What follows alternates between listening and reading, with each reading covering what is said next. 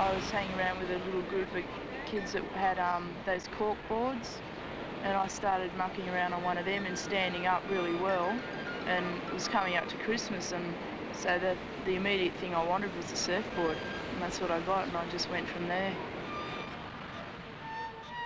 About 6 years ago, we just started camping at Torquay, and someone bought a surfboard, or a friend gave me one, a really old one.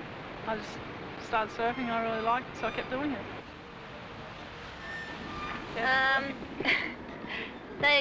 A lot of my friends are guys anyway, and they all surf.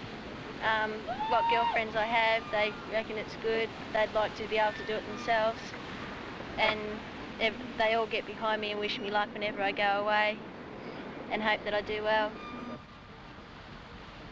Oh, it wasn't too bad. Like, I saw the bigger waves like Kawada, it's really bumpy, and like you take off and you just come down the wave and you hit the bumps, and then it just sort of throws you off. And sometimes that knocks you around a bit, but you just get up again, paddle back out and get another one. Kathy was out there playing I Spy with My Little Eye, saying because there's nothing else to do, we're all talking and singing songs out there. It was just wasn't a contest, it was just crap waves.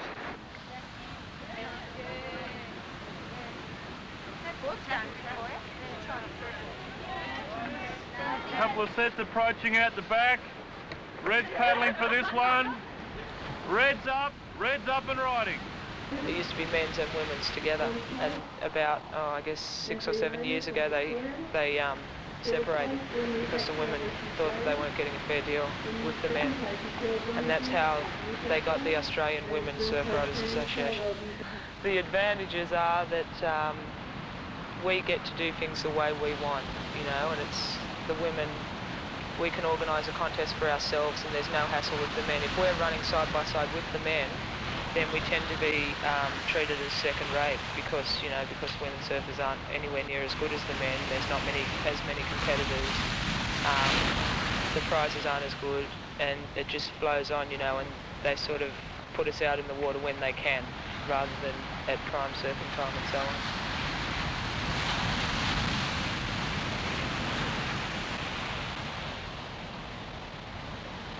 The judging system's run on a panel of 5. They've got 3 that are Victorian from the Men's Association, and then they've got 2 others. But sometimes, you know, those 3 need a break, so it ends up with 4 or 5 just women surfers judging each other. Well, you look at the girl's style. When she takes off in a wave, she's just cruising along on the wave and not really manoeuvring it much, but she does go for length. We've got to give her points for length only on that ride. You're looking for a really critical move in a critical part of the wave, which a lot of girls, after surfing for a while, lots of practice, they can manoeuvre in the most critical part of the wave, making that movement and trying to ride the wave right to the beach. I'm in a Board Riders Club, and they've also got contests along the Gold Coast, which I judge in. I try and broaden my judging as much as I can, so I know that what I'm judging, I do it, you know, fairly accurately. I'd hate to think that I ever ripped anybody off, you know, through lack of being confident what I'm doing.